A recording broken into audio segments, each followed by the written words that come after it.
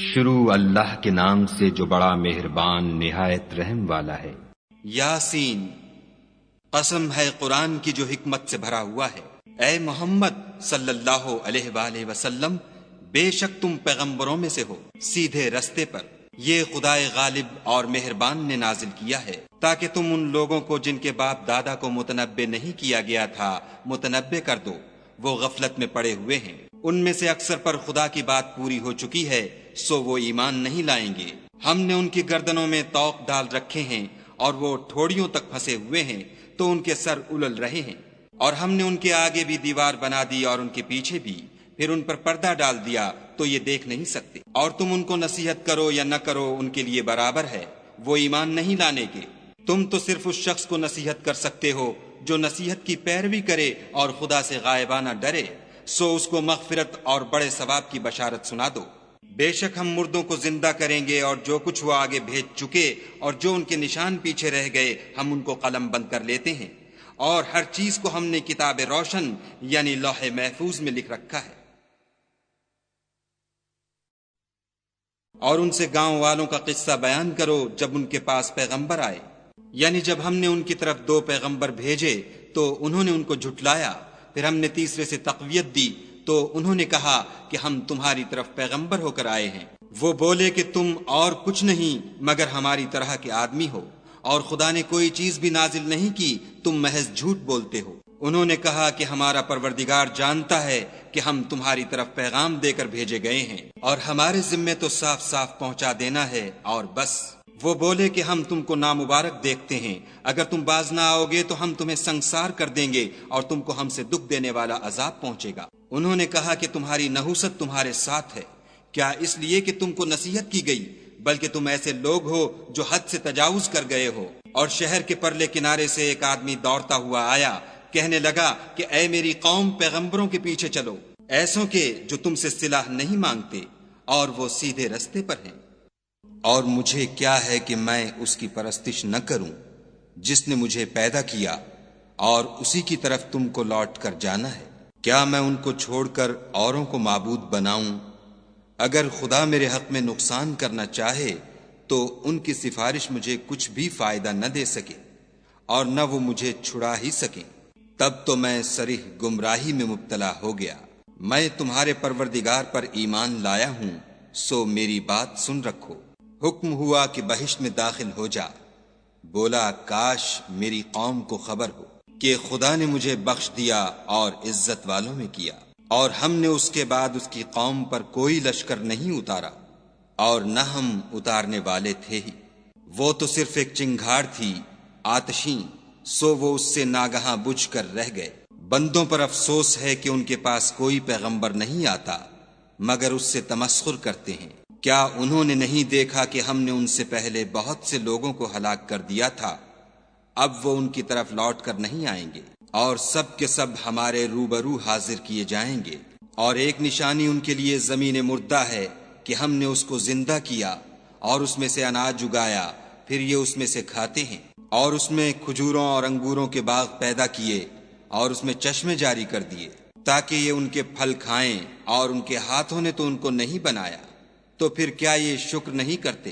وہ خدا پاک ہے جس نے زمین کی نباتات کے اور خود ان کے اور جن چیزوں کی ان کو خبر نہیں سب کے جوڑے بنائے۔ اور ایک نشانی ان کے لیے رات ہے کہ اس میں سے ہم دن کو کھینچ لیتے ہیں تو اس وقت ان پر اندھیرا چھا جاتا ہے، اور سورج اپنے مقرر رستے پر چلتا رہتا ہے۔ یہ خدائے غالب اور دانا کا مقرر کیا ہوا اندازہ ہے۔ اور چاند کی بھی ہم نے منزلیں مقرر کر دیں، یہاں تک کہ گھٹتے گھٹتے کھجور کی پرانی شاخ کی طرح ہو جاتا ہے۔ نہ تو سورج ہی سے ہو سکتا ہے کہ چاند کو جا پکڑے، اور نہ رات ہی دن سے پہلے آ سکتی ہے، اور سب اپنے اپنے دائرے میں تیر رہے ہیں۔ اور ایک نشانی ان کے لیے یہ ہے کہ ہم نے ان کی اولاد کو بھری ہوئی کشتی میں سوار کیا، اور ان کے لیے ویسی ہی اور چیزیں پیدا کیں جن پر وہ سوار ہوتے ہیں، اور اگر ہم چاہیں تو ان کو غرق کر دیں، پھر نہ تو ان کا کوئی فریاد رس ہو اور نہ ان کو رہائی ملے، مگر یہ ہماری رحمت اور ایک مدت تک کے فائدے ہیں۔ اور جب ان سے کہا جاتا ہے کہ جو تمہارے آگے اور جو تمہارے پیچھے ہے اس سے ڈرو تاکہ تم پر رحم کیا جائے، اور ان کے پاس ان کے پروردگار کی طرف سے کوئی نشانی نہیں آئی مگر اس سے منہ پھیر لیتے ہیں۔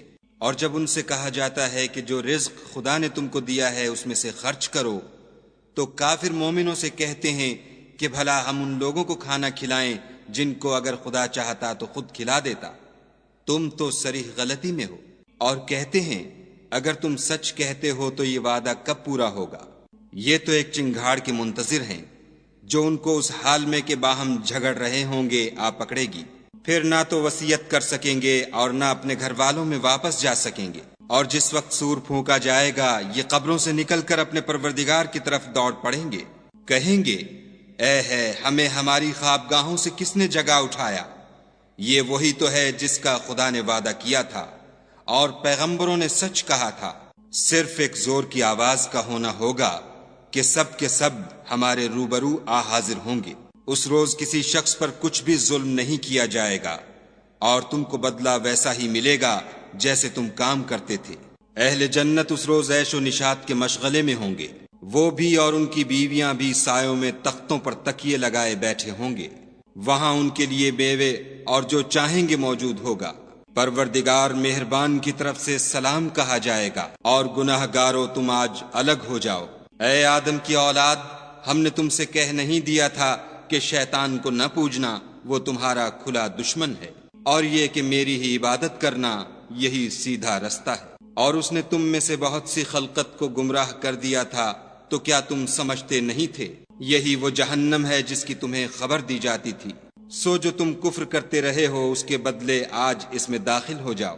آج ہم ان کے منہوں پر مہر لگا دیں گے اور جو کچھ یہ کرتے رہے تھے ان کے ہاتھ ہم سے بیان کر دیں گے اور ان کے پاؤں اس کی گواہی دیں گے۔ اور اگر ہم چاہیں تو ان کی آنکھوں کو مٹا کر اندھا کر دیں، پھر یہ رستے کو دوڑیں تو کہاں دیکھ سکیں گے؟ اور اگر ہم چاہیں تو ان کی جگہ پر ان کی صورتیں بدل دیں، پھر وہاں سے نہ آگے جا سکیں اور نہ پیچھے لوٹ سکیں۔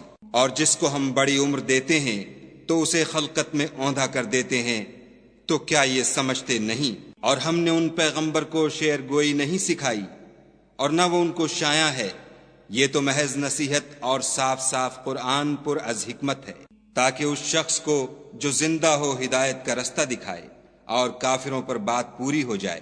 کیا انہوں نے نہیں دیکھا کہ جو چیزیں ہم نے اپنے ہاتھوں سے بنائیں ان میں سے ہم نے ان کے لیے 4 پائے پیدا کر دیے اور یہ ان کے مالک ہیں، اور ان کو ان کے قابو میں کر دیا تو کوئی تو ان میں سے ان کی سواری ہے اور کسی کو یہ کھاتے ہیں، اور ان میں ان کے لیے اور فائدے اور پینے کی چیزیں ہیں، تو کیا یہ شکر نہیں کرتے؟ اور انہوں نے خدا کے سوا اور معبود بنا لیے ہیں کہ شاید ان سے ان کو مدد پہنچے، مگر وہ ان کی مدد کی ہرگز طاقت نہیں رکھتے، اور وہ ان کی فوج ہو کر حاضر کیے جائیں گے۔